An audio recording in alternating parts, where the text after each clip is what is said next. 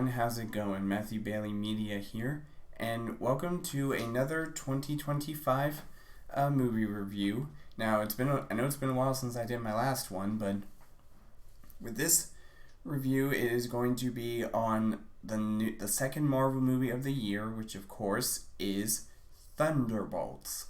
Now, I will say this movie definitely was better than Captain America: Brave New World, if I'm being totally honest. And I feel like the way it was outlined, like the way it was telling the story, this was definitely better than a lot of the last few Marvel movies, with the one exception of Deadpool and Wolverine. That was the one movie that came out last year, and everybody was loving it. And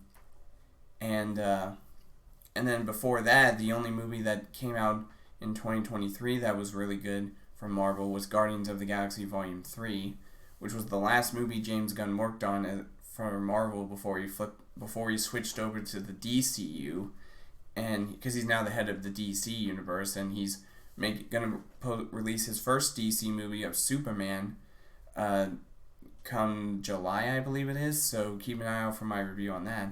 But with Thunderbolts, I will say this movie was definitely as good as some of the movies from before the Infinity Saga ended, in my honest opinion. I mean, this is like the DC's version of Suicide Squad, and I will say this movie was definitely better than the first Suicide Squad that came out from DC, that was released in like 2016, if I'm not mistaken. That movie was definitely better than that movie. Now, the Suicide Squad that came out in 2021, I will say it's almost as good as that version. But, I mean, you could tell that the two parallels between Thunderbolts and the Suicide Squad are pretty similar. And, again, I feel like this is what Marvel should be doing with their movies. Now, this is the first Marvel movie post, that's actually going to be released post when everything got restructured and Disney was going back on track with Marvel.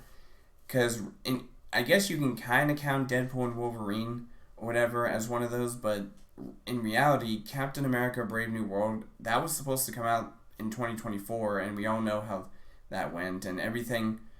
And to be fair, 2023 and 2024 were the years that a lot of into 2024 was when most of the restructuring was happening, and that's how this whole thing went down. But Thunderbolts was technically starting to film last year in 2024, and that's when most of the restructuring was done. So it seems like this along with Fantastic Four and then Avengers Doomsday, which is now in production, seems like everything's going to be going back on track. So but putting all that aside, with Thunderbolts, I will say a lot of the characters that we've already been introduced to in some way, shape, or form, whether it's through Disney Plus shows or movies, which I guess isn't really a spoiler, but the characters that were featured in the movies that were introduced were obviously Bucky Barnes, Yelena Belova, Red Guardian, Taskmaster.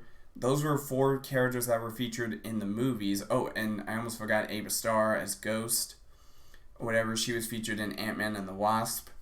So that was 5 characters of the Thunderbolts. Now, the only characters that were featured that were mentioned in Disney Plus shows, in reality, I think John Walker, U.S. Agent, was the only character from the Thunderbolts that was featured in a TV show before he got featured in a movie. So correct me if I'm wrong, but I think that's how that whole thing went. And like I said, with Thunderbolts, Valentina as the villain, which we kind of got a glimpse of her in Falcon and Winter Soldier at first, and then we got introduced to her fully at the end of Black Widow from 2021.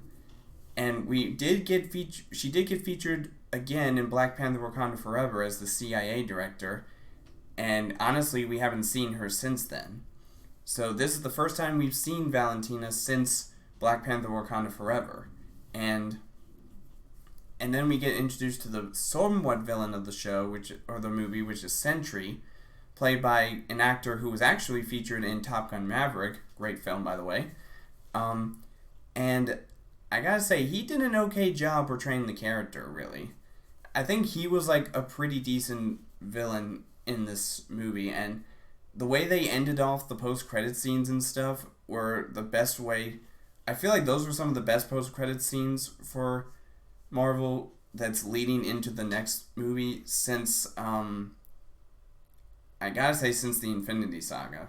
But, again, definitely a much better film than Captain America Brave New World, unfortunately. So, let me give you my rating of this movie. So, for my rating of Thunderbolts, like I said, I definitely thought it was better than Captain America Brave New World, and I gotta say, I'm gonna give this movie a 3.5 out of 5. So it's not a great film. It's definitely better than what I gave Captain America Brave New World, which I believe was a 3 out of 5, if I'm not mistaken. But this movie was definitely better than that, and it's probably going to end up as an honorable mention on my best films of the year list near the end of the year. We'll see what happens, but anyways, that's all for now, and I will see all of you guys in the next video.